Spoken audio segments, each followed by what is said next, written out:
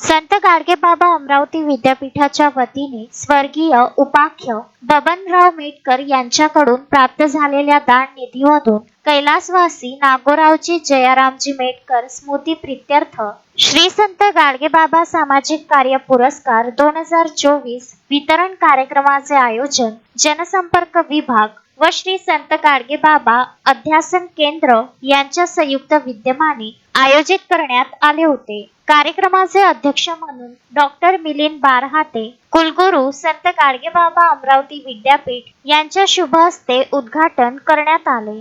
प्रमुख उपस्थिती म्हणून डॉक्टर महेंद्र ढोरे, कुलगुरू संत गाडगेबाबा अमरावती विद्यापीठ, डॉक्टर VM मेटकर यांची उपस्थिती होती। तसेच नंददीप फाउंडेशन यवतमाळ सामाजिक संस्था यांच्याकडून सत्कार करण्यात आला।